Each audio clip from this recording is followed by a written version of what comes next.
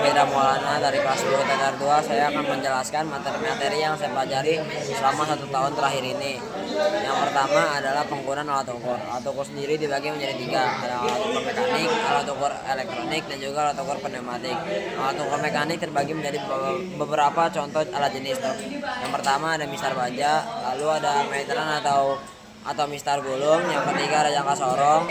Yang keempat ada pengukur celah, lalu ada pengukur ulir, lalu ada outside micrometer, ada inside micrometer, ada deep micrometer, ada outside caliper, ada inside caliper, lalu ada pengukur pegas, ada dial industrial, dan juga ada silinder bore gauge, dan terakhir ada hidrometer.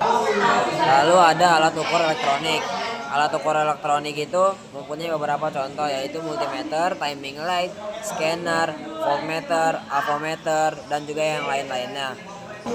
Yang ketiga ada alat ukur pneumatik, terdiri dari compression tester, radiator dan cup tester, vacuum gauge, dan juga type pressure gauge.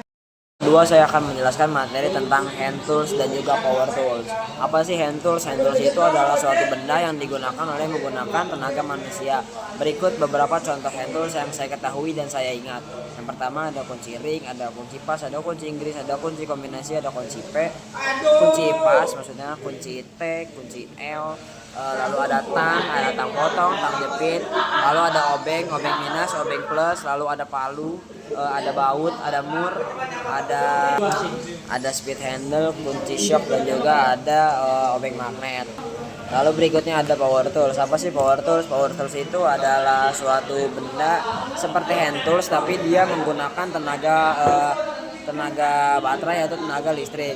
Contohnya itu ada bor listrik portable, ada bor angin, juga ada gerinda. Gerinda ini bisa dipakai menjadi 2 jenis. Bisa dipakai untuk memotong atau juga untuk mengamplas. Lalu ada impact wrench.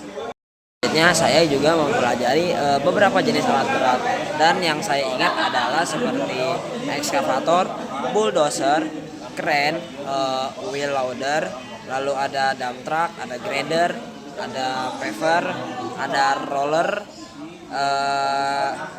Segitu saja yang saya ingat. Lalu saya juga mempelajari komponen-komponen yang ada dalam mesin. Contohnya seperti tutup oli. Tutup oli itu berfungsi sebagai penutup oli agar olinya itu tidak tumpah kemana-mana. Lalu ada cylinder head cover. Cylinder head cover berguna untuk menutupi bagian atas mesin atau bagian silinder. Lalu ada busi. Busi itu untuk menghasilkan percikan ke ruang bakar.